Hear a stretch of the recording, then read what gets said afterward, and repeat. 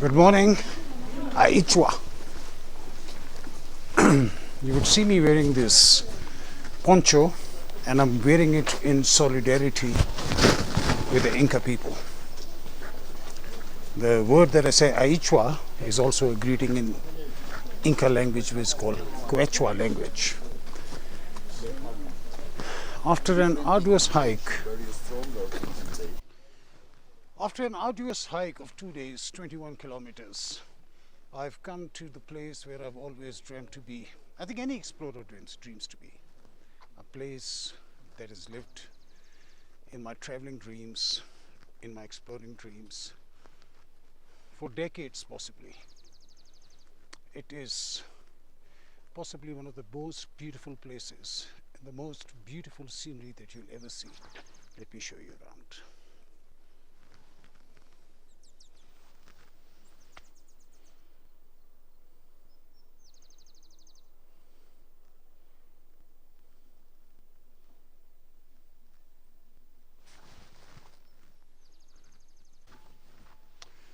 As some of you might have guessed, I am in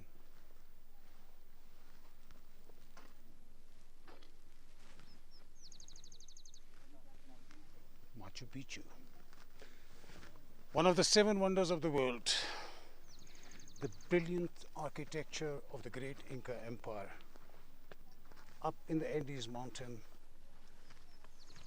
And I'll tell you more as I get closer to this place. It's been my dream to come here for decades.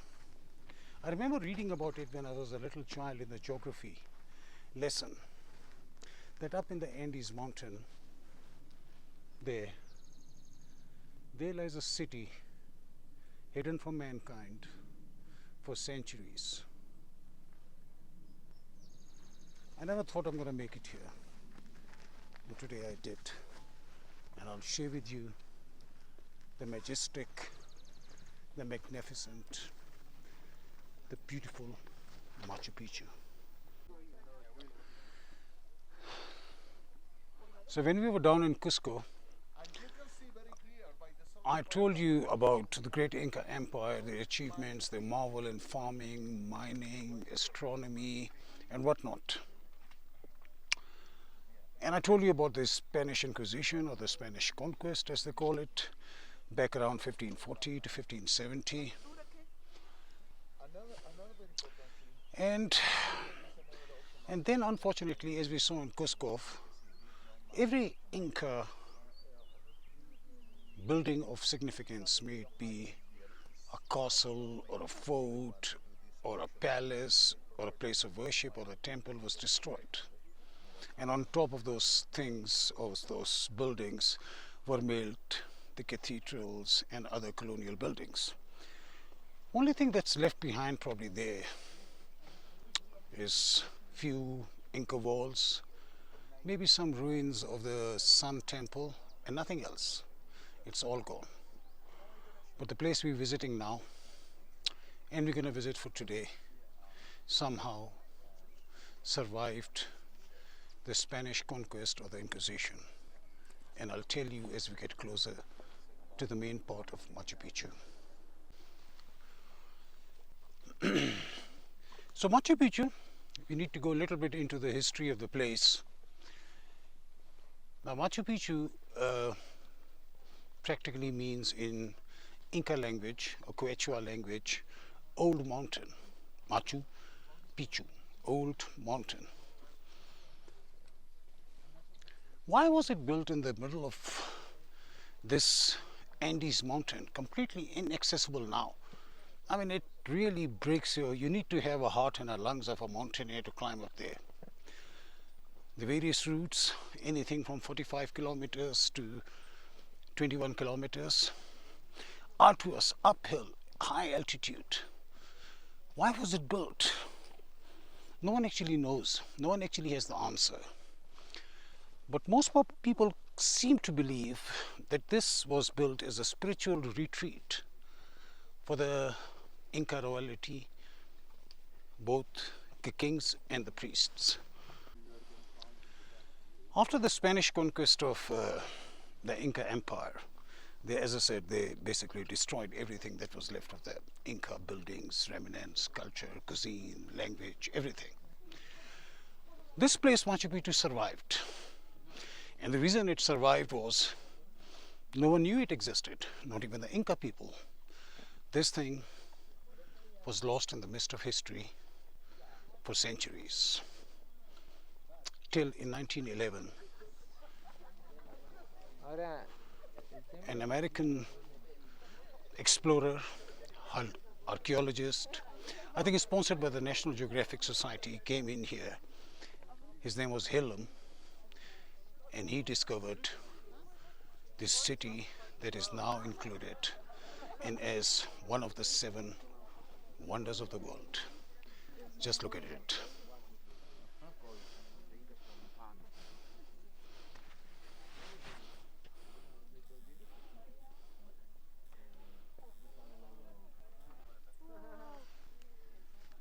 As I was telling you, if you look around, this Machu Picchu is surrounded by this giant Andes mountain. Huge. And there lies Machu Picchu in a little flattened top of a low-lying hill. And on the north of that Machu Picchu, there's this big rock. I want you to apply your imagination a little bit. That's what local people believed. That this appears like a giant condor. As you know, condor is the largest animal, the largest bird in the world, and it's indigenous to this area. So that's what this thing in the middle is, the head of the condor with the 2 wings on either side, offering protection to Machu Picchu.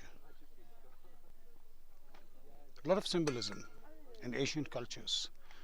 And if you see right on top of this, on the head of the condor, you see like a remnants of a building. And some believe that people would go there to study astronomy, for spiritual exercises, cleansing, whatever. Let's try and get close to this majestic city.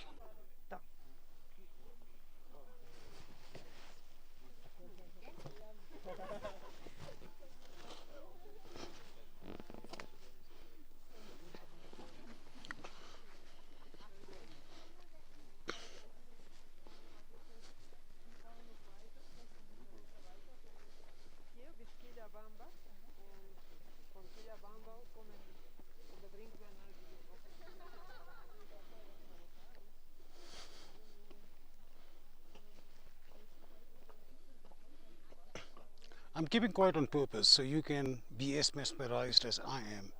Imagine building it 1,000 years ago in the middle of this Andes mountain, where I struggled, or you would struggle, or anybody would struggle to get in here with all of our modern technology and hiking shoes and bottled water and everything.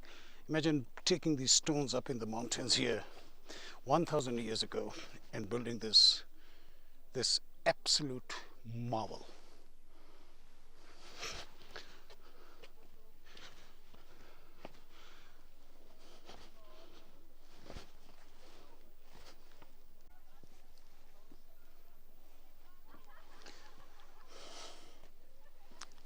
So as I said, spiritual retreat for the Inca people, the Inca royal family, Inca priest, high-ranking officials. But why did this city die? What happened to it? Let me get close to it. So what actually happened to the people who lived here? It's believed that at any given time, when it was built 1,000 years ago, there were 700 to 800 people who were living there permanently. And no one actually knows what happened to them. Most commonly believed is when the Spanish came through Ecuador and they conquered the Inca Empire in the 1540s or whatever. And then people traveling or having communication from Cusco to these people brought in the chicken pox that the Spanish brought from Europe to Cusco and from Cusco to here. And these people, they were completely not in touch with any other civilization, so they had absolutely no immunity. and vast majority of them were wiped out actually by chickenpox. Sad, eh? Some people have also tried to give this city kind of a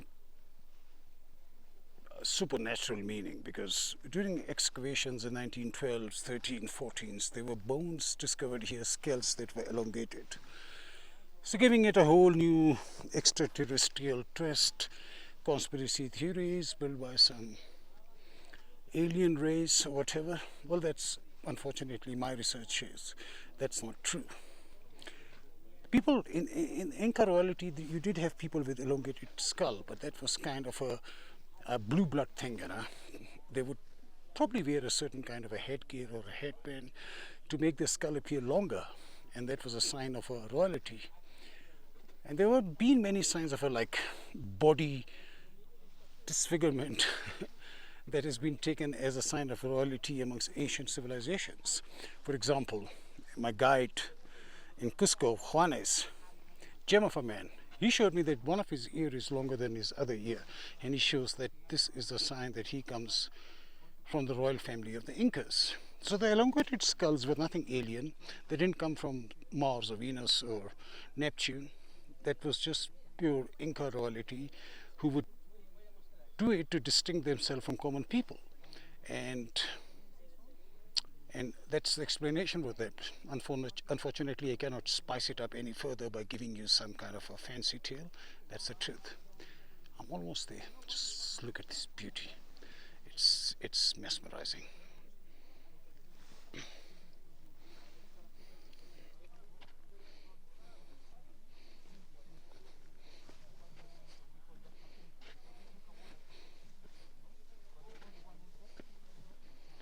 See the contour now. I think you get a better view of the contour now.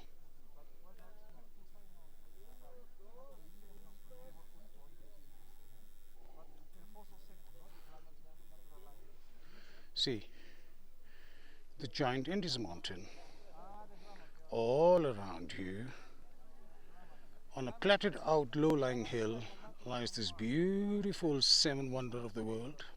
One of the seven wonders of the modern world, Machu Picchu, the old mountain, protected by this giant condor at the head, one wing and the other wing. Absolutely dazzling.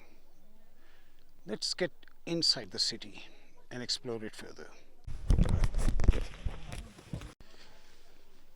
You know, it's fortunate that Spanish never came to know about it, you know, because the normal Inca people, the ordinary people like me, also didn't know. I mean, the common Inca people didn't know this place existed. And Incas did not have a written language, unlike their predecessors in the North and the Central America, the Mayans, who were masterful in language and astronomy. Incas did a lot in terms of, as I said, farming and building and astronomy, but they did not have a written language. And the defense was weak, and also the immunity. They had no real interaction with the outside world. So really, as I said, when chickenpox came, it is said, I don't know how true it is, but it is believed that when Spanish really destroyed the Inca civilization at the peak, as I said in my previous Cusco vlog that the population of Inca was about 12 million at its zenith. At the moment, they're less than a million. But at the end of the Spanish conquest and Spanish Inquisition, there were about 3 million left. So what happened to 9 million people? I don't think so Spanish killed all of them. Lots and lots were killed by the diseases.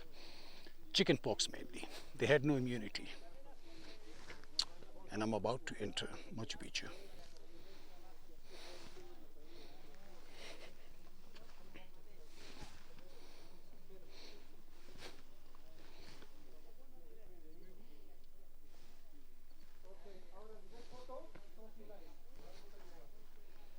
As you can see the sign there, it says photography prohibited.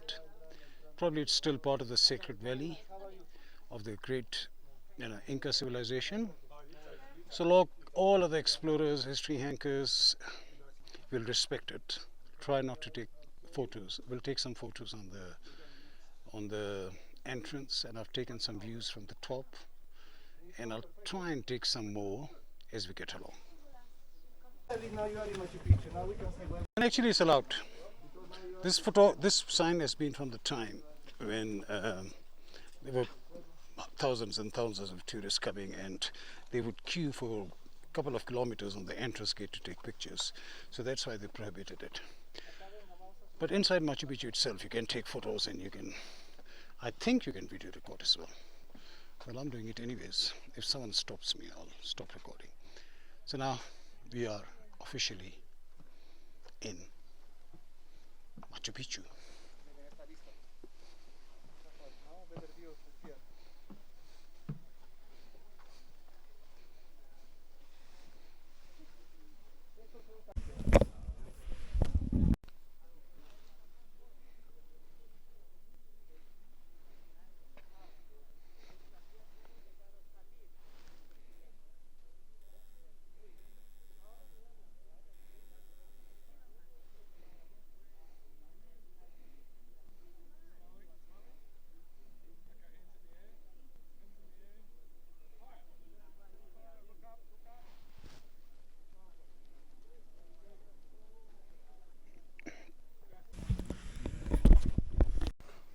So you must be wondering what these various building, living quarters are that we've been walking through.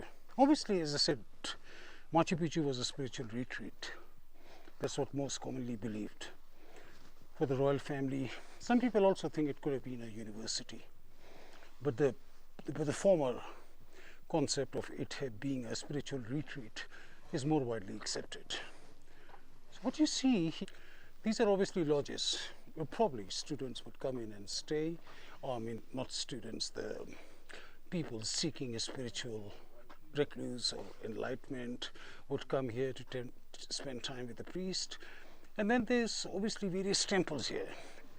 You know, the deities they worshipped: temple of the sun, temple of the moon, temple of the condor, temple of Puma. All of those deities that were worshipped by the Incas, they had temples here for them. So the spiritual seekers from the Inca, or the privileged ones from the royal family, or from the high in the priestly orders, would come here. You spend time with the priests who were stationed here, and into the various temples that were here, in this serenity, in this mountains, at this altitude. It's easy to nurture spirituality, to imbue peace and harmony within a person. And that's what basically all the structures in Machu Picchu are: the living lodges, the temples.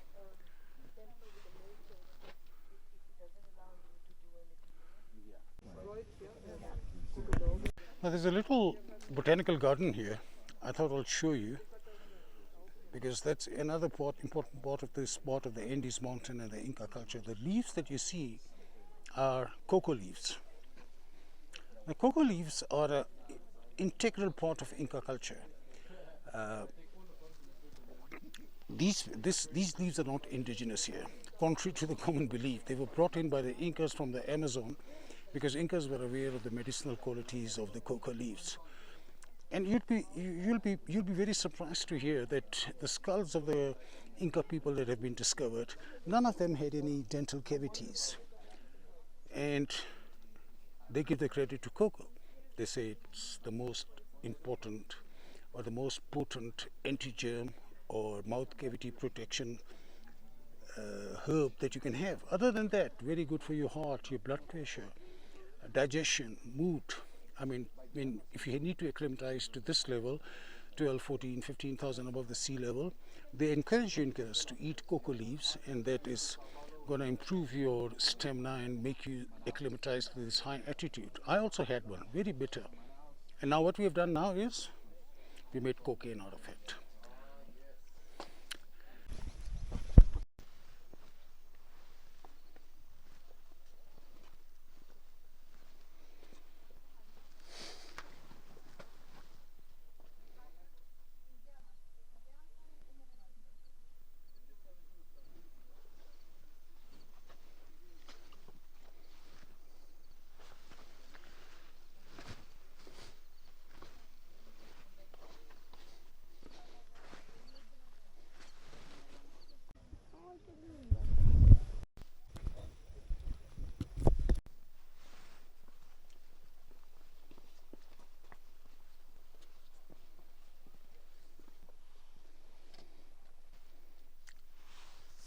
So I think I'm the only tourist left here. As you saw, that last group of tourists left. I just thought I'll just have that 30 seconds with this architectural, spiritual marvel. Sitting amongst this mountain, I spent a day here. I felt the spirit in the ambience of the mountain. I showed you the low-lying clouds on the Andes, the llamas, the thick vegetation, and the architectural marvel of Machu Picchu built by the great Incas. In the end, I don't have much to say, in fact, You've seen it with your own eyes. To build such a monastery, such an architectural building at this site in the Andes mountain, where till now, 1,000 years later, it's extremely difficult to get here. It's a marvel that cannot be repeated, I think, like the pyramids or some of the temples in India and some of the other old architectural marvels. Incas, as I said, throughout my journey in the Andes mountain, in Peru, in Cusco, and I've fully supported everything, and I'm fully sympathetic to what happened to the Inca Empire by the Spanish conquest. But in the end, you need to be able to defend yourself. You can make as palatial buildings as you can. You can make whatever you want to make. If you're not able to defend it, all's going to get lost. In the end, you must remember, there were only 200 Spanish soldiers who brought down this mighty empire that spread across 7 continents now. And it was chickenpox, a very ordinary disease for which they had no immunity. And that is on the surface value which the history tells you. But if you speak to the Inca people, then the real story comes out. And the real story that comes out was the infighting for the throne, for the power, and the lust. That mighty, mighty Inca empire is gone. All that's left is Machu Picchu.